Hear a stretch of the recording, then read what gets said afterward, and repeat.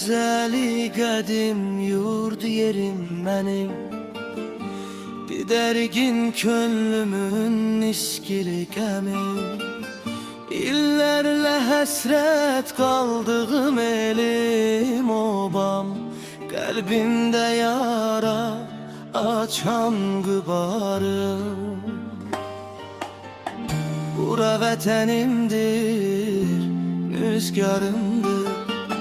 Bura vətənimdir, rüzgarımdır. Elimin üstünü qara duman alıb, ateş səsləri ruhumu dağlayıb.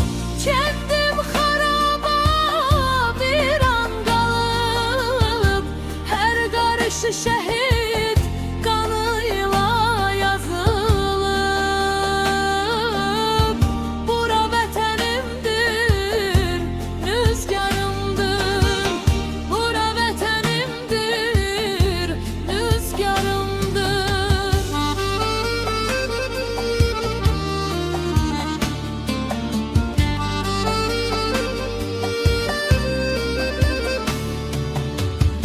İllərlə gözləri yollarda qalan, yağı tapdağından azad olan, bir an evlə yar boş qalan, bağlarıyla torpala iz qoyanlar.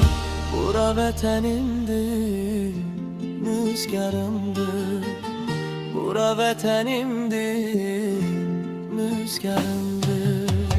Səhərin şehində gül çiçək ətri, axşamın sükutunda qəlbimin səsi, uşaqlıq illərimin silinməz izi, and yerim qibləgahım cənnət payım. Bura vətənimdir, rüzgarımdır.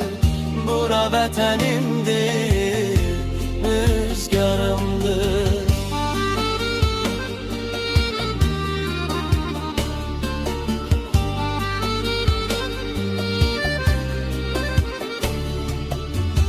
Göylərin üzü nurla dolur artıq, Çöllərin hər yanı zəfərlə çağlar.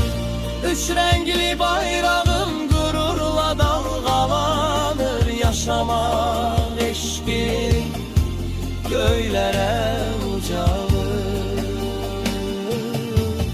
Bura vətənimdir, rüzgarımdır.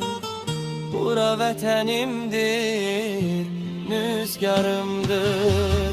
səhərin şehində gül çiçək ətri, axşamın sükutunda qəlbimin səsi, Uşaqlıq illərimin silinməz izi, and yerim qibləgahım cənnət payım. Bura vətənimdir, rüzgarımdır. Bura vətənimdir, rüzgarımdır.